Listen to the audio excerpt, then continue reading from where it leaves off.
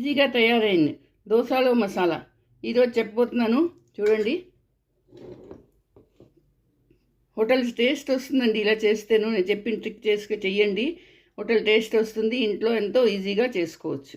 రండి, ఇది ఎలా చేస్తారో చెప్తాను. దీనికోసం ముందుగా స్టవ్ ఆన్ చేసుకున్నాను. మూకుడు డెస్క్ పెట్టుకొని అందులో నూనె వేసుకోవాలి. 2 నుంచి 3 చెంచాలు నూనె వేసుకోవాలి.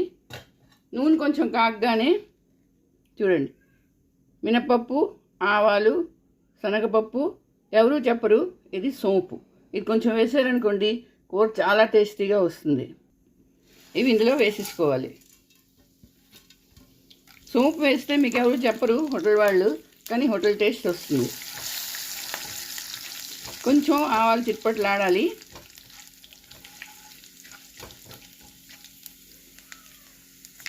ఆవాలు చిట్పట్లాడాయి. ఇప్పుడు కరివేపాకు, తర్వాత తరిగిన ఉల్లిపాయ. కొంచెం పొడుగా తరగాలి ఉల్లిపాయలు, మరీ చిన్నవి కాదు. కొంచెం వేగాలి. ఇప్పుడు అందులోని తురిమిన అల్లం ముక్కలు, పచ్చిమిరపకాయలు. మీకు ఎంత కారం కావాలంటే అంత పచ్చిమిరపకాయలు వేసుకోవచ్చు. ఇప్పుడు వేయించుకోవాలి. అల్లం ముక్కలు కూడా వేసుకోవచ్చు, తురుముకొని కూడా వేసుకోవచ్చు. దాని ఫ్లేవర్ చాలా బాగుంటుంది కూరలోని. ఇందులో 1 చెంచా పసుపు, ఉప్పు, తగినంత ఉప్పు. ఉప్పు మరి ఎక్కువ వేసేయకూడదు ముందులోని, తర్వాత చూసుకోవచ్చు. ఉప్పు బాగా తగ్గితే మళ్ళీ వేసుకోవచ్చు. ముందు ఎక్కువ వేసుకోనుకోండి, ఏదో ఉప్పు అయిపోతుంది మళ్ళీ. కొంచెం ఉల్లిపాయలు మెత్తపడాలి.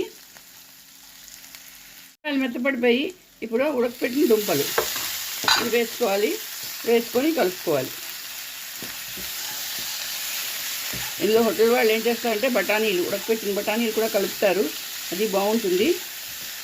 మీరు కావాలంటే వేసుకోండి, లేకపోతే ఇలా కూడా చేసుకోవచ్చు.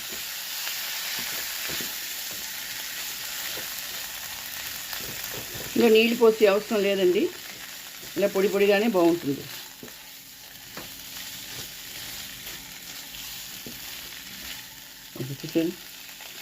ఎంత బాగా అయిపోయిందో, చాలా వేగం అయిపోతుంది. ఇది దోశల్లోకి అయితే అద్దరిపోతుందండి ఈ కూర.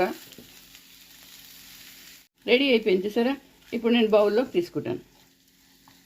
అంతేనండి, దోశల్లోకి మసాలా కర్రీ రెడీ. సరే, ఎంత వేగం అయిపోయిందో, చాలా టేస్టీగా కూడా ఉంటుంది. మరి మీరు చేసుకోండి, అందరికీ చేసి పెట్టండి. నా వీడియోలు వస్తే తప్పకుండా లైక్, షేర్ చేయండి. మళ్ళీ ఇంకో వీడియోతో కలుస్తాను. అంతవరకు సెలవు.